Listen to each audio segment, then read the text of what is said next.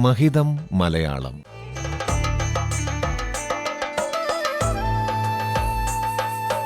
മലയാള ഭാഷയുടെ മഹിമകൾ കേട്ടറിയാൻ ഒരു സർഗയാത്ര.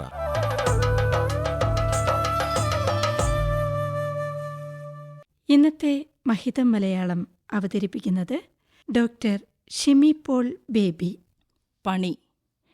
പണിയെടുത്ത് ഉപജീവനം നേടുന്നത് മാന്യമായ പ്രവൃത്തിയായി കരുതുന്ന സമൂഹമാണ് നമ്മുടേത്. പ്രാഥമികമായ അർത്ഥത്തിൽ വേല, ഉദ്യോഗം, സേവനം മുതലായവയാണ് പണിയോട് ബന്ധപ്പെട്ട് ചേർന്നിണങ്ങി നിൽക്കുന്നതെങ്കിലും ശൈലിയായും പ്രയോഗമായും പണി എന്ന പദം കടന്നുവരുന്ന ഒട്ടധികം സന്ദർഭങ്ങളുണ്ട്.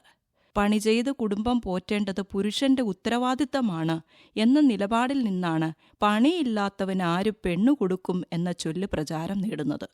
ഹാവൂ, ആശ്വാസമായി, ഒരു പണി കിട്ടി എന്ന് പറയുന്നിടത്ത് തൊഴിലിന്റെ സ്വീകാര്യതയും ഊഷ്മളതയും ഉറപ്പിക്കുന്നു.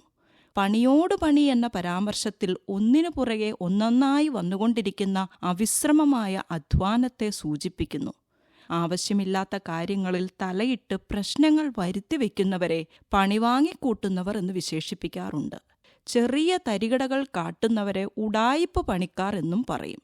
കഠിനമായ ജോലി ചെയ്യുന്നതിനെ നാട്ടുഭാഷയിൽ കട്ടപ്പണി എന്ന് പരാമർശിക്കുന്നു. അധ്വാനം എന്ന അർത്ഥത്തിൽ നിന്നും മാറി ചതി, കൗശലം, അപകടം, ശിക്ഷ എന്നിങ്ങനെ വിഭിന്നമായ അർത്ഥതലങ്ങളിലേക്ക് സന്ദർഭത്തിനനുസരിച്ച് ഇത് വളർന്നിട്ടുണ്ട്.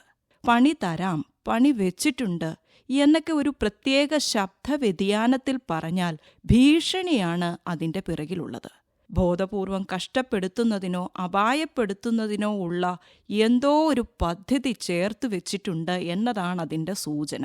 നീയൊക്കെ എനിക്കിട്ട് തന്നെ പണിയണം എന്ന പരാമർശത്തിൽ കുത്തിത്തിരിപ്പ്, ഉപജാപം പോലുള്ള അർത്ഥങ്ങളും ഒളിഞ്ഞിരിപ്പുണ്ട്. പ്രതീക്ഷിക്കാത്ത തരത്തിൽ വലിയൊരു പ്രശ്നത്തിൽ ചെന്ന് ചാടുന്നതിനെയാണ് എട്ടിൻ്റെ പണി കിട്ടി എന്ന് പറയുന്നത്. അച്ഛൻ കണ്ടു, ഇന്നു പണി കിട്ടും എന്ന് കുട്ടികൾ പരസ്പരം പറഞ്ഞാൽ ശിക്ഷ, താക്കീത് അച്ഛനിൽ നിന്നും ഏറ്റുവാങ്ങേണ്ടി വരും എന്നുള്ള അർത്ഥമാണ് ധ്വനിക്കുന്നത്.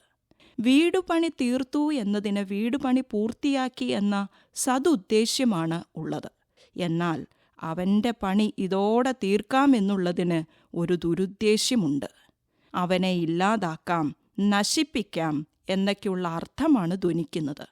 പണി പറ്റിക്കുക എന്ന ശൈലിക്ക് കൗശലം പ്രയോഗിക്കുക എന്നർത്ഥം. ചെയ്യാൻ നിശ്ചയിച്ചിരുന്ന കാര്യത്തിന് എന്തോ വിഘ്നം സംഭവിച്ചു എന്ന അർത്ഥത്തിൽ പണി പാളി എന്ന് നാം പറയാറുണ്ട്. വശപ്പെടുത്തുക എന്ന അർത്ഥത്തിൽ പണിപ്പെടുത്തിയെടുക്കുക എന്നും പ്രയോഗിക്കുന്നു. ശ്രമകരമായ ദൗത്യത്തെയാണ് ഇത് സൂചിപ്പിക്കുന്നത്. പണിയെടുക്കാനുള്ള പുരയാണ് പണിപ്പുര. സർഗാത്മക എഴുത്തിൻ്റെ വിവിധ വശങ്ങൾ പ്രതിപാദിക്കുന്ന എം.ടിയുടെ കാതികന്റെ പണിപ്പുര എന്ന കൃതിയിൽ പൊന്നാണയങ്ങൾ പോലെ ശോഭിക്കുന്ന വാക്കുകളുടെ പണിശാലയെക്കുറിച്ച് പ്രസ്താവിക്കുന്നുണ്ട്.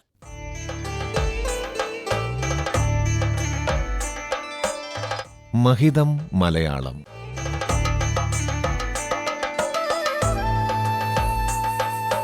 മലയാള ഭാഷയുടെ മഹിമകൾ കേട്ടറിയാൻ ഒരു സർഗയാത്ര.